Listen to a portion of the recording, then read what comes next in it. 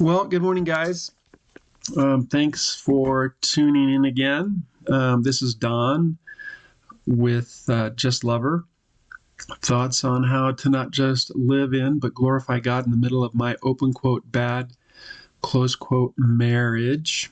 If you want to get a hold of me, my email address is resource4Christ@gmail.com. Resource4Christ@gmail.com. So, hey, I'm kind of excited about today. Kind of simple. This is a Sunday morning. Got up early, did a little study, put some things together. My wife, Sammy, and I, we do an online church. I think you guys know because Sammy kind of has, he has a compromised immune system and kind of the, some of the other medical issues. So we have for quite some time just kind of did our online church. We're real grateful. Our church is very grace oriented, and so we're real grateful. So Lori and Sammy, mom's giving Sammy a shower, and so I'm going to put this one in real quick, and then we're going to head off to church. So going to throw out a quote real quick. Today's part 7, and I'm going to entitle this one, Everybody Plays Broken. This is part 7, Everybody Plays Broken. Here's the quote for today. She didn't mean it for evil, but you meant it for good. Genesis 50, verse 20. Let's kind of play on that amazing statement from Joseph after all the suffering he went through. Where I'm going to put it in the context of our Just Love Her series. She didn't mean it for evil, but you, God, meant it for good. Genesis 50:20. Let's pray real quick. Jesus, thanks so much for loving us. I'm going to have to believe that there's some massively hurting guys that are potentially listening to this, and you are God of miracles. That wonderful passage in Acts, it says your name brings power and healings, miraculous signs.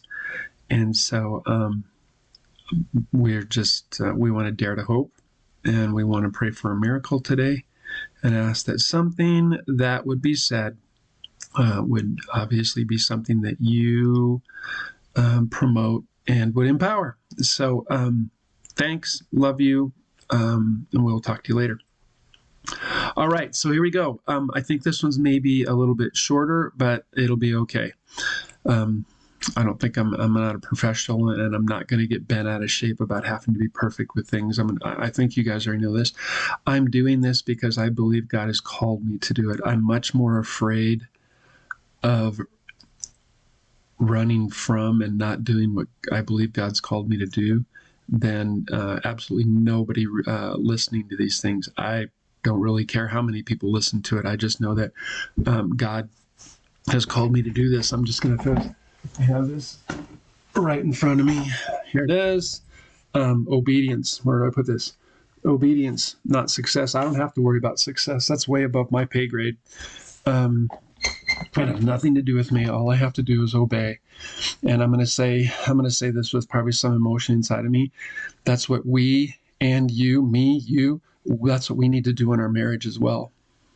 Part of me wants to cry right now because I know some of you guys are probably going through a lot of pain. But God didn't call. Our number one priority is not success. Just obey. And that obedience comes, that seeks change life. Nothing I do comes from me. Nothing. Even my obedience, the only shot I have at obedience is that He does that through me. I surrender. He must increase. I must decrease. I surrender. I can't. You never said I could. You can. You always said you would. Jesus, please be my number one passion and love. God, I'm completely screwed up. I can't do this. Would you do this through me? And then surrender. And I do this on a daily basis. I haven't got my act together. My wife would lie and say that I'm a great husband, but I'm not. I'm messing up all the time. And so this is going to be one of those. I think this is going to be, for some of you, this is going to be a really difficult uh, um, lesson streaming thing, whatever. For some of you, if you're a broken reed, you're probably going to be really grateful. If you think you have your act together, you're probably not going to like this one. But here we go. Everybody plays broken. I'm going to believe it was a number of years ago, and I'm pretty sure, I mean, it was a lot of years ago, and I'm going to believe I'm not going to get all the facts right, but I was watching, I'm just going to say I was watching ESPN.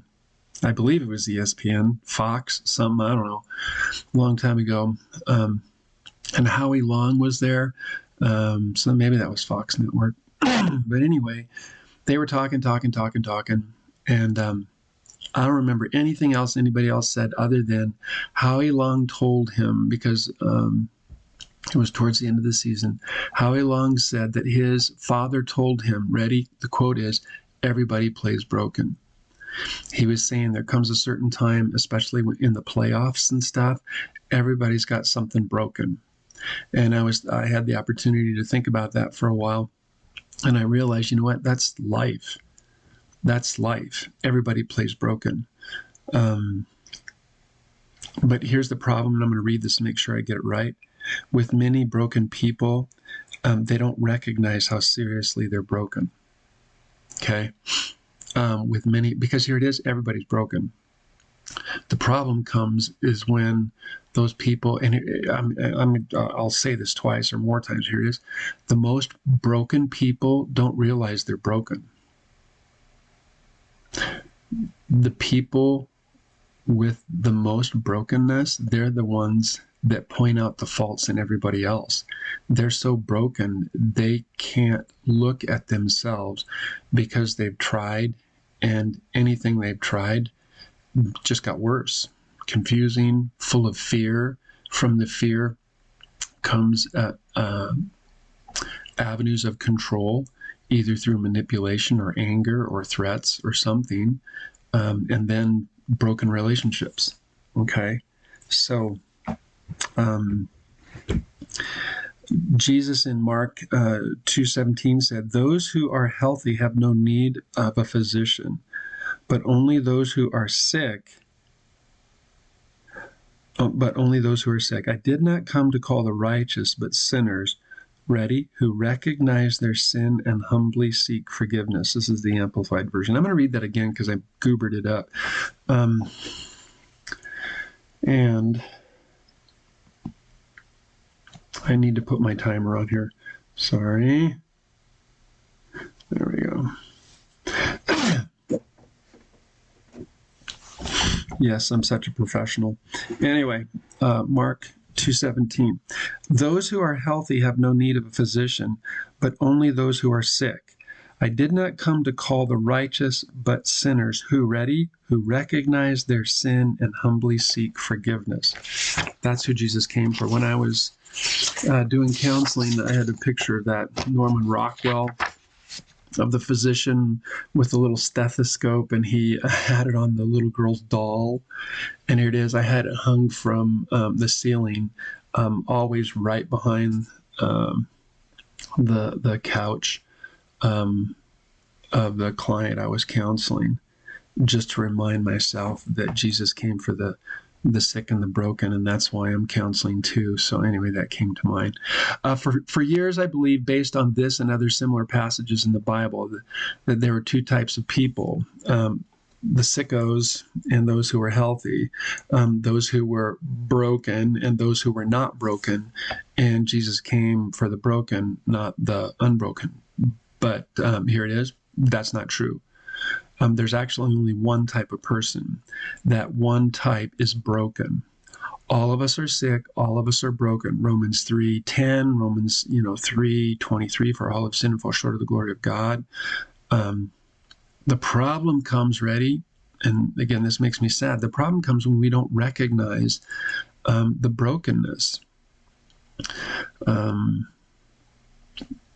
it's going to be true in our marriages as well. You're going to look at that in a second.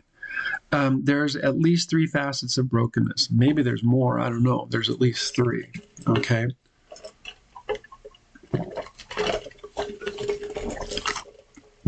first. And these are the most difficult. These are the most difficult to be in a relationship with. These are the most difficult to counsel with. When I was doing substance abuse counseling, these were the absolute worst to work with. It was everybody else's problem. And the broken ones say this: when you point out my problem, I make you the problem.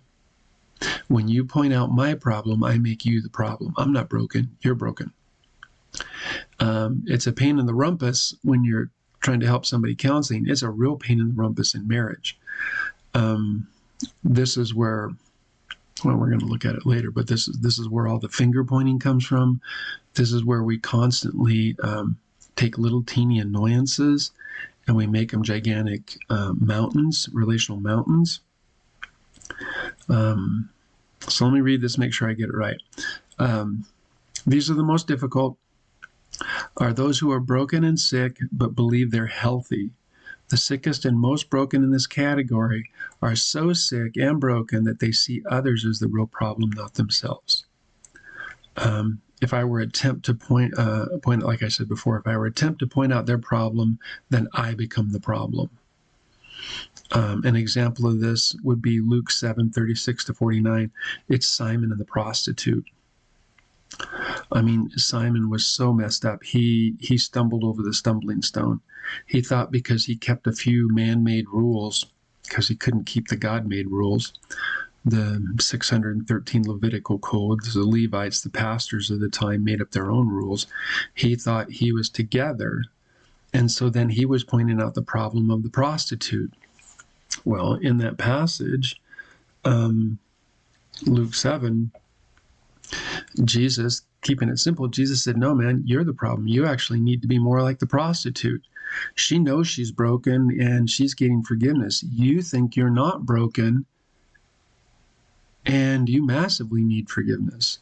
You just don't know it. And so it's easier for you to point out the problems of the person who's obviously broken than you who think because you keep these little teeny minuscule rules that you have your act together. And boy, does that blow up stuff in marriage. Another example would be in Luke 18, a similar scenario, the Pharisee and the tax collector. The Pharisee's sitting there thinking, oh, because I, tithe and I do all these cute little man-made rules, that I have my act together, and oh God, thank you that I'm not like the tax gatherer. And then here's the tax gatherer beating his chest going, I am a horrible sinner. I am such a mess. And see, those of you who are performers, you're going to go, what's the problem with the tax collector? Just pull yourself up by your own bootstraps, get your act together, and just obey. Well, the problem is, I'm saying this with as much compassion as I can.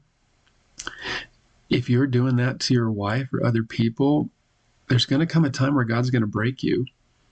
He's going to put you in situations. He's going to take stuff away from you. He's going to take away your ability, those things that you think you're together at, those things that you are looking at that make you feel like you have your act together. He's going to take them away. And hopefully one of them won't be your wife. So those are the ones that are the most difficult, the ones who think they have their act together when they're actually the most broken. Number 2, there are those who are broken and either don't recognize or won't admit it. And this is usually coming from a broken place. The first category, those guys are militant.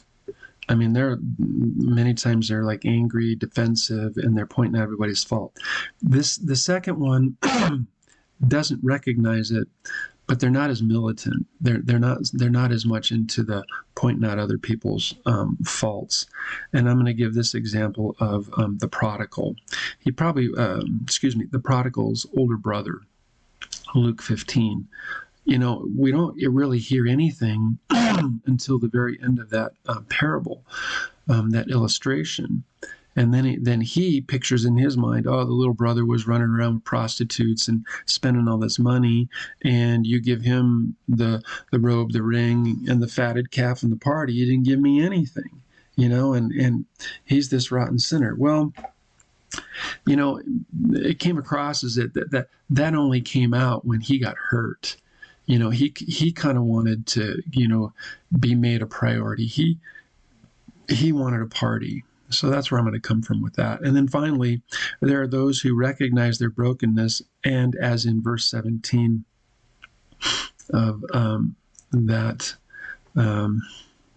passage, they humbly seek forgiveness. An example of this would be Peter and his buddies who were fishing, and they fished all night, and all of a sudden there's a gigantic load of fish. And then Peter, because God was so gracious to him, recognizes that he's a sinner and says, "Oh God, get away." I'm going to use the same passage, that Luke 18 passage, but I'm going to take it from the tax gatherer's deal, beating his chest, "I'm a horrible sinner." Okay. Humbly seek forgiveness. Okay. And then finally, Zacchaeus in Luke 19. The dude was kind of a pill and nobody liked him. But when Jesus came, isn't it amazing? Jesus never pointed out his faults. Jesus offered him grace and forgiveness and love. And that broke Zacchaeus and helped him realize that he was a sinner. And then Jesus even said, well, Zacchaeus said, "I'm going to give half my money to the poor," etc., like this, which he did, I think, 4 times what he owed him. And then Jesus said that salvation had come to the house. Okay, Zacchaeus recognized he was a sinner. So I think I've already been alluding to this, but the just lover correlation, if you believe that you are married to a, open quote, bad, close quote, wife in a, open quote, bad, close quote, marriage, there's every likelihood that you're plain broken, but are either too arrogant to admit your brokenness, or you're so brokenness that all you can see is the brokenness in her, not yourself. That's the problem. Everybody plays broken. And I'm going to try to say this with as much compassion as I can. You need to ask God to help you see yourself as a much worse sinner than your wife, bad wife. If you are seeing her as the problem, if all you can see is you walk through the day being angry, upset, and not just the little annoyance that took place today, but when that little annoyance comes up and you continue to remember something that took place 5, 10, 15, 20 years ago, you got a serious problem. I mean, you have a serious problem. You're massively broken. And I'm saying that in kindness, not in meanness. You're going to have to ask God to help you see your brokenness. This last possibility is like the nasty one. This kind of brokenness is the one that sees, ready, the logs in her eyes, and you think you just got sawdust in yours. And isn't it interesting? The sawdust that's in your eyes, you'll even say that came from her. You wouldn't have had that problem if it wasn't for her. Oh my goodness, have you got a serious problem? Say, I wouldn't be angry, I wouldn't be doing these things, I wouldn't be, or I would do this if it weren't for her. You're even saying she's got such a huge log in her eye that all the little problems, and they are little in your mind, all the little problems that you have, they're actually from her as well. Luke 18, bad place to be. So what's a boy to do in regards to brokenness? Here's a couple of possibilities. First, God can be massively glorified through our exchange life broken relating. Big picture, God gets glory when people who are broken, people who are massively unalike, people who without Jesus could never live together, get along and love each other. I'm going to give a passage in a second. I'm going to back up a little bit, and I'd say before that, maybe God's convicting you just through hearing this. I would ask you, with as much compassion as I had, Jesus, I'm a horrible sinner. I'm unbelievably broken, and I have been making my wife the problem when actually I'm the problem. Jesus, please forgive me. And next, could I please experience your unconditional love and acceptance, grace? Ask him to identify that psalm that says, point out my faults, etc., etc. Ask him to point out your faults. And then at the same time, God, show me how much you love me in the middle of my faults. And then you take what you've been given and you pass it on to her. So that's number one. 2, God can be glorified as the two of you broken people. And I'm not focusing on her, I'm focusing on you, but you're both broken. God gets seen as really good when we get along with each other. I'm going to throw this out. God gets seen as a weakling and incapable every time a divorce takes place. And we're going to look at a passage. It's John 13, 34 and 35. They will know that you're my disciples by the way you love each other. They'll know you're my disciples. They'll know that you hung out with me. And because I am a loving God, when you love the unlovable, when there's no reason in heaven or blank that you would get along with each other and you do, then God gets seen as good.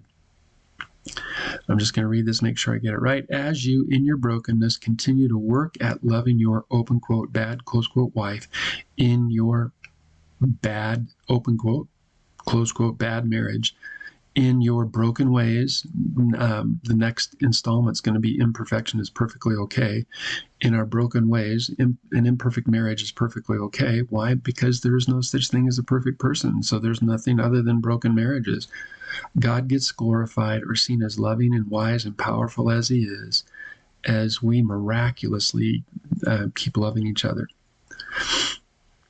Because you are so messed up, smile on my face, because you're so messed up, so different from her, having nothing in common, and are so seriously selfish and self-centered, that as you rest in and rely on him to love your, open quote, bad, close quote, wife, through you, him loving her through you, and most likely your bad wife, open quote, bad wife, the rest of the world will recognize that the only way this kind of love is possible is there has to be a God out there somewhere that's making this happen. John 13, 34 and 35. Secondly, that was kind of a 1.5. This is 2. Healing takes place.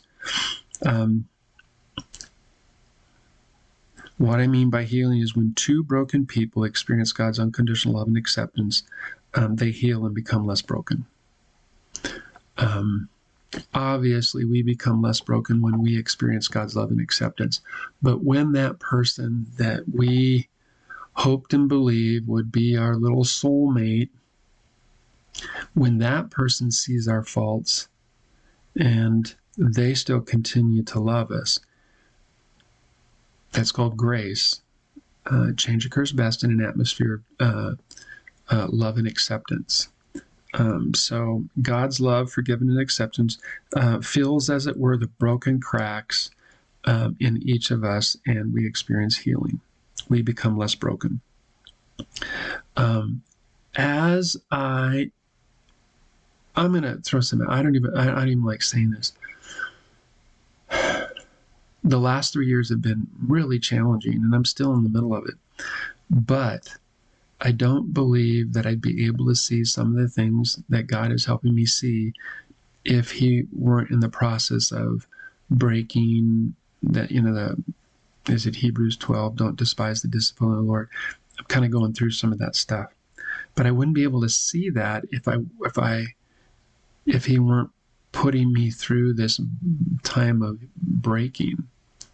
And I don't like saying this, but I'm going to say, I don't know how long it was because I didn't know it was happening. But I'm going to say before these last 3 years of God kind of breaking and stuff, I went through a period of time where I didn't confess sins. I didn't say, God, man, did I mess up there? I would always focus on, oh, God, thank you for your grace. Thank you for justification by faith, just as if I'd always obeyed. I focused on the fact that he'd already forgiven me. But confessing my sins, it just wasn't a part of it. And I know that I had to be unbelievably difficult to live with. I've talked to my wife about this, and maybe I'm just always difficult to live with, so she didn't point out anything, but I'm going to believe I had to be more difficult than possibly I'm right now. But see if I can articulate this.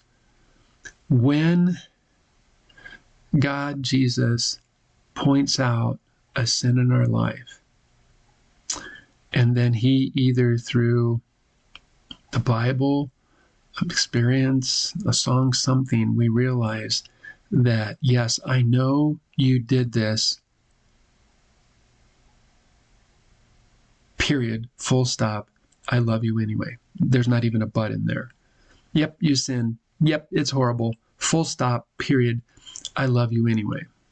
See, as we start to experience that, it changes who we are, and now we have something to pass on to our amazingly beautiful, dearest, treasured wife. Got something to give. I'm almost out of time. I'm doing okay, I guess. I've already said that, but here it is. The healing you received from him can now be passed on to her. Remember, you can't give what you don't have, not even to yourself. And I came up with that phrase, or God gave me that phrase in this 20 years of secular counseling. Everybody says you got to love yourself before you can love someone else. Can I tell you, that's a damnable doctrine. It's not in the Bible. I think I am going to cover that later. They misconstrue and mess up what Jesus said the greatest commandments were. But no, you can't give what you don't have. The only love that any person has to give is the love that they've received. You get screwed up love, you're going to give screwed up love. You get strings attached love, you're going to give strings attached love. You were raised in a performance-oriented family, that how things look is more important than how things are. Which I mean by that is, whether you perform or not, we're going to love you. Well, see, you get that love, that's the love you have to give. Well, most of us come from screwed up families. So the love that we're focusing on is the love that God gives us. And God's love is always unconditional. God's love is never performance oriented. Never, never, never. And so as we rest in and rely on that love he's given, now we got something to give. As we focus on the fact that we are massively broken and yet loved by God, forgiven and accepted, we are able in our brokenness and in his power to pass that same love and forgiveness on to our open quote, bad, close quote, wife. God's unconditional love and acceptance passed on to her through God's grace, his power and desire to do his will, grace, power and desire to do his will, his power and desire to do his will undo the brokenness, ready, that everyone plays with. His wonderful grace, his love, acceptance, and forgiveness literally changes who we are, and then it gives us the ability to play in our brokenness with our beautiful, open quote, bad, close quote.